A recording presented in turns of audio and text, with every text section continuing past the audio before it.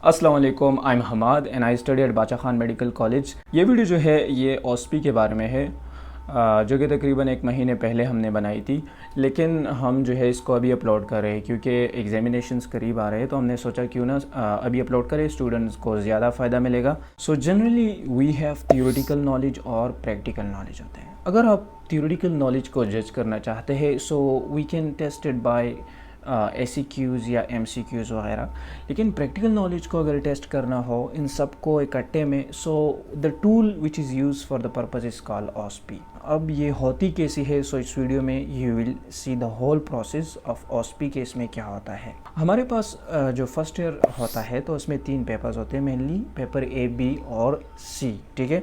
तो इसी तरह इसके जो है 3 OSPIs भी होते हैं, OSPI A, OSPI B और OSPI C। होता ये है कि पेपर A के और हर एक OSPI में जो है तकरीबन 18 स्टेशंस होते हैं। It varies, may be some colleges में ये 20 भी हो सकते हैं, कम भी हो सकते हैं, डिपेंड ऑन देयर फैसिलिटीज़ या कुछ भी हो सकता है, मतलब ये वेरीज़ हो सकता है। सो इस वीडियो में आपको दिखाया गया है कि OSPI कैसे होती है। हमने जो है एक सॉर्ट ऑफ अरेंजमेंट की हुई है जिसमें आपको कुछ ही स्टेशंस जो है एक्सप्लेन किए हुए हैं, उस पर होता क्या है, उस पर फ्रीक्वेंटली आस्क्ड क्वेश्चंस कौन से होते हैं, मतलब कौन से क्वेश्चन उस पर कॉमनली पूछ सकते हैं वो आपसे, ये दिखाया गया है।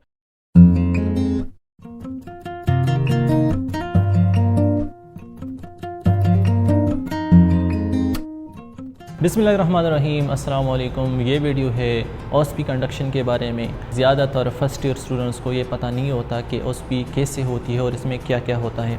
सो इस वीडियो में हम मेनली इस बात पे फोकस करेंगे कि OSPI कैसे कंडक्ट होती है और इसमें कितने स्टेशंस होते हैं, इंटरनल एग्ज़ामिनर्स कितने होते हैं, एक्सटर्नल कितने होते हैं। सो फर्स्ट ईयर वाले इस बारे में बहुत ज़्यादा क्यूरियस होते हैं और डिफरेंट क्वेश्चंस पूछते हैं अपने सीनियर से।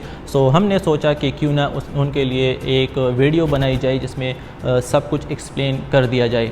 सो ये वीडियो है आपके लिए, ज़रूर देखिए और एंड तक देखिए, और अगर आपको पसंद आए सो इसको लाजमी सब्सक्राइब कीजिए और शेयर कीजिए। सो स्टार्ट करते हैं इस वीडियो को। तो जो फर्स्ट स्टेशन होता है एनाटॉमी का, उसमें आपसे बोन के बारे में पूछते हैं, सही है। बोन्स का स्टेशन होता है, लाइक वो आपसे कहते हैं कि ये बोन उठाओ और इसका नाम क्या है। सो फर्स्ट आपने आइडेंटिफाई करना है, मतलब आइडेंटिफिकेशन ऑफ बोन, फर्स्ट जो क्वेश्चन है। सेकंड जो क्वेश्चन है कि इसको आपने एनाटॉमिकल पोजीशन में पकड़ना है कि ये मतलब लेफ़्ट साइड का है या राइट साइड का है, सही हो गया।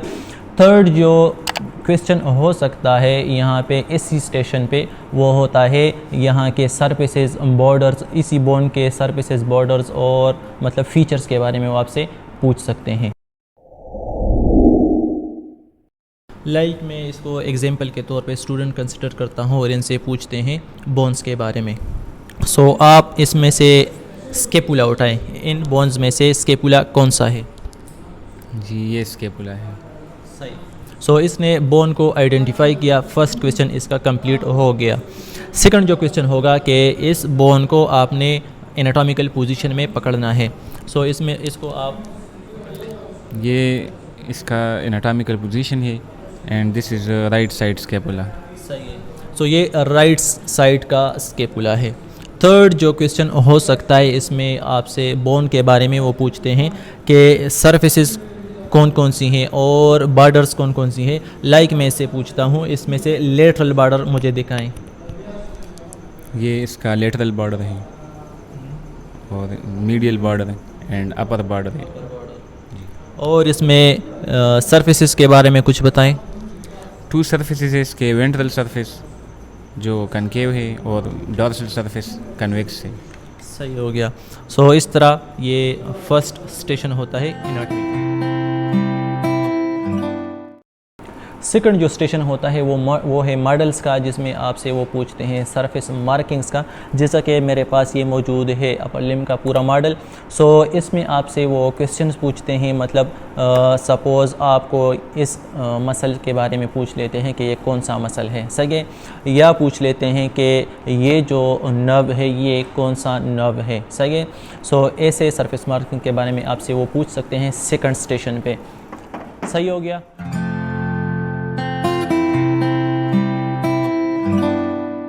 थर्ड जो स्टेशन है एनाटमी में वो है एक्सरे का, कि आपको एक्सरे दिया होगा और आपसे वो इस एक्सरे के बारे में आपसे पूछेंगे।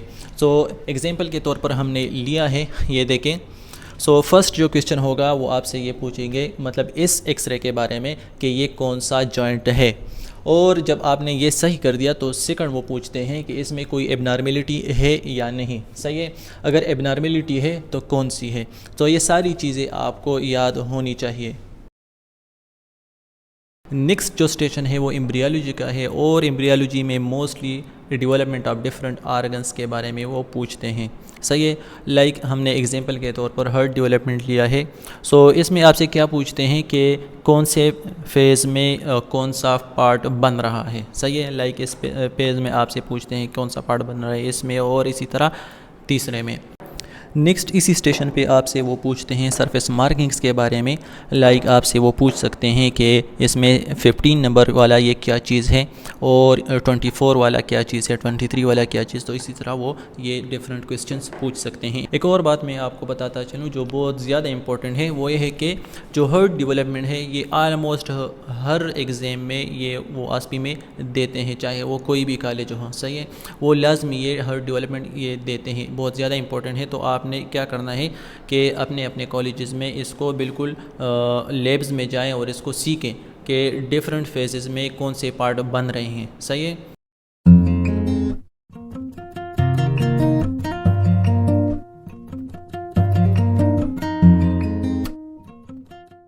फिजियोलॉजी में हमारे पास ओवरऑल 6 स्टेशंस होते हैं, जिसमें होते हैं 3 इंटरेक्टिव और 3 स्टैटिक।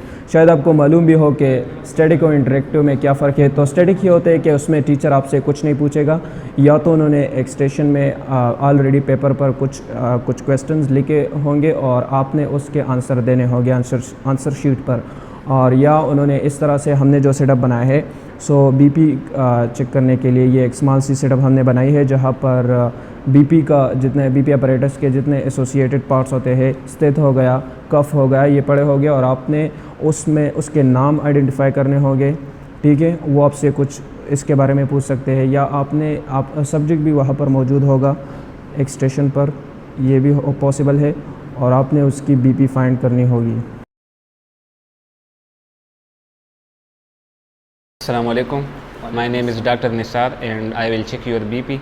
सो इस दौरान आपको कोई तकलीफ़ नहीं होगी, और अगर कुछ मसला हुआ तो आप हमें बता सकते हैं। ठीक है। This is the second static station of physiology. पहले भी आपको बता चुके हैं कि हमारे पास 3 इंटरेक्टिव होते हैं और 3 स्टैटिक होते हैं। सो ये हमने एग्जांपल के तौर पर एक सेकेंड स्टैटिक स्टेशन, जिसमें हम आपको मेनली जो एग्जांपल के तौर पर हमने लिया है वो है डिटेक्शन ऑफ हार्ट साउंड्स। इसमें ऐसा होता है ना कि टीचर बैठे होंगे और वो आपसे कुछ नहीं कहेंगे, बस वो वहाँ पर स्थित पड़ा होगा। इसमें मेन चीज़ जो है स्थित की ज़रूरत होती है। तो इसमें ऐसा करना होगा कि आपने हार्ट साउंड्स को डिटेक्ट करना होगा। सब्जेक्ट बैठा होगा, कोई भी हो सकता है, आपने स्टेट उठाना होगा, और फिर जो है हार्ट साउंड जहाँ पर डिटेक्ट हो सकता है, मेनली जो कि हमारे पास 4 लोकेशंस है, जो कि ऑर्टिक है, पल्मोनरी है, ट्राइकस, बाइकस, और आपने उसको आइडेंटिफाई करना है। और इसके अकॉर्डिंगली जो है टीचर आपका प्रोसीजर देगा, और फिर वो आपको जो है इसके मुताबिक मार्क्स देगा। अगर आप प्रोसीजर सही करते हैं तो आपको फुल मार्क्स मिल सकते हैं। लेकिन रिमेंबर वन थिंग कि यहाँ पर भी कंसेंट लेना बहुत ज़रूरी है, क्योंकि अगर आप यहाँ पर कंसेंट लेते हैं तो ऑलरेडी टीचर को ज़्यादा मालूम हो जाता है आपके बारे में, और वो आपको फुल मार्क्स दे सकते हैं।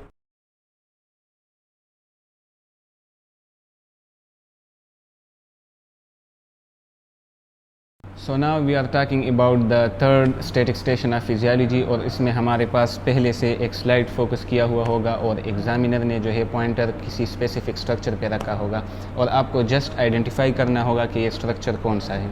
सपोज़ मैं अब इनसे पूछता हूँ कि माइक्रोस्कोप में इस स्ट्रक्चर को आइडेंटिफाई करें। It was neutrophil. बिल्कुल सही आइडेंटिफाई किया उसने, इट वाज न्यूट्रोफिल। अब एग्जामिनर आपसे 3 या 4 क्वेश्चन न्यूट्रोफिल से रिलेटेड पूछ सकता है, या पहले से रिटन फॉर्म में यहाँ पे पेज पड़ा होगा और आपको आंसर करना होगा जस्ट। तो अब हम मौजूद है बायोकेमिस्ट्री के लैब में, और इसके बारे में आपको बताता चलूँ। सो हर एक पेपर में, वो पेपर ए हो, पेपर बी हो, या पेपर सी हो, हर एक में बायोकेमिस्ट्री के 6 स्टेशन होते हैं, 6 स्टेशन होते हैं। और फिर उसमें 4 जो स्टेशन होते हैं वो स्टैटिक होते हैं और 2 स्टेशन इंटरेक्टिव होते हैं। इंटरेक्टिव में फिर वो एक एक्सटर्नल एग्जामिनर होता है और एक इंटरनल एग्जामिनर होता है, मतलब एक स्टेशन पे आपको एक्सटर्नल मिलेगा और दूसरे पे इंटरनल मिलेगा। और इन दोनों इंटरेक्टिव स्टेशन में आपसे वो क्या पूछते हैं, सो थ्योरी के बारे में वो आपसे क्वेश्चन पूछ सकते हैं। लाइक बायोकेमिस्ट्री का जो पोर्शन पेपर ए में है, पेपर ए में वो इन्हीं 2 स्टेशन में वो आपसे थ्योरी में पूछते हैं। सही है। सो अब हम बायोकेमिस्ट्री के 4 स्टैटिक स्टेशंस को डिस्कस करते हैं। आपको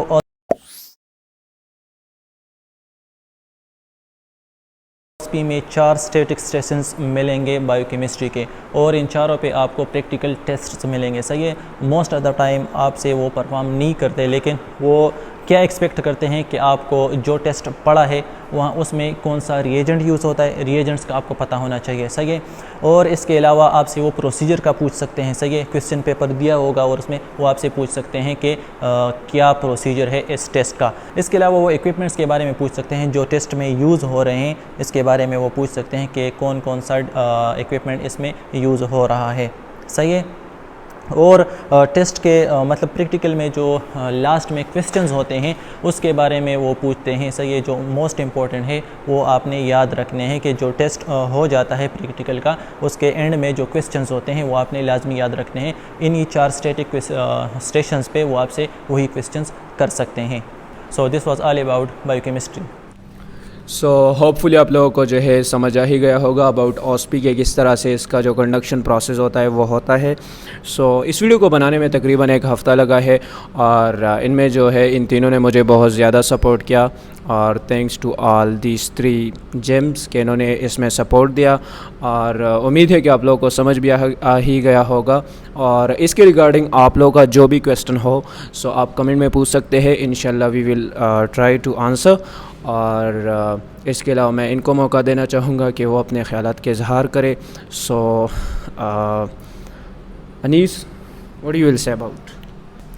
बिल्कुल हमाद, ये वीडियो हमारे लिए बहुत टफ़ थी क्योंकि फ़र्स्ट टाइम था हमारा ये वीडियो बनाना, यहाँ पर शूट करना, और कॉलेज में ख़ुसूसन मुश्किल काम था, लेकिन साथियों ने बहुत अच्छा काम किया और बहुत लगन से काम किया, और मैं इन दोनों का भी इंतहाई मशकूर हूँ, और स्पेशली हमाद का।